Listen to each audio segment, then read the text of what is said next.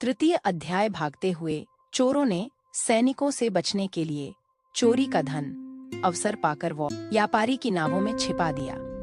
चोरों का पीछा करते हुए सैनिक व्यापारी के पास पहुंचे। उन्होंने व्यापारी की नावों की तलाशी ली तो उन्हें राजा का चोरी का यह धन मिल गया। तब सैनिक व्यापारी और उसके दामाद को बंदी बनाकर राजा के पास ले गए। राजा ने उन दोनों को बंदी गृह में डाल दिया और उनका सारा धन ले लिया।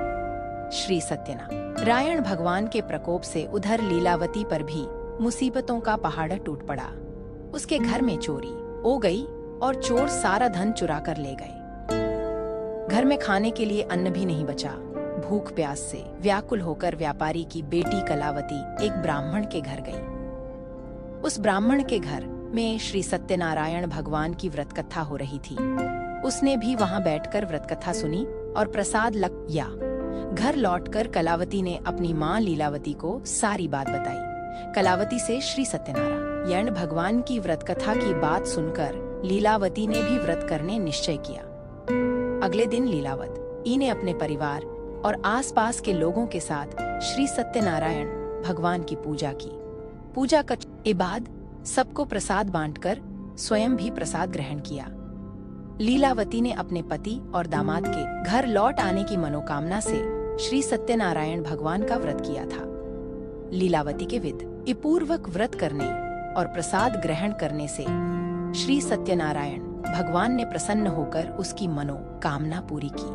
उन्होंने राजा चंद्रकेतु को स्वप्न में दर्शन देकर कहा, हे राजन, व्यापारी और उसका दामाद बिल्कुल निर्दोष है। सुबह उठते ही दोनों को मुहक्कत कर दो। उन दोनों का सारा धन भी वापस लौटा दो। यदि तुमने ऐसा नहीं किया तो मैं तुम्हारा सारा वैभव नष्ट कर दूंगा।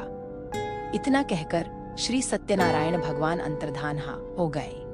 प्रातः होते ही राजा चंद्रकेतु ने अपने मंत्रियों और राजज्योति ऋषि को रात के स्वप्न की बात बताई तो सबने व्यापारी और उसके दामाद को छोड़ सट्ठा देने के लिए कहा। राजा चंद्रकेतु ने तुरंत उस व्यापारी और उसके दामाद को छोड़ दिया। उनका सारा धन भी वापस कर दिया। इस प्रकार श्री सत्यनारायण भगवान का अनुकंपा से व्यापारी और उसका दामाद दोनों खुशी खुशी अपने नगर की ओर चल दिए।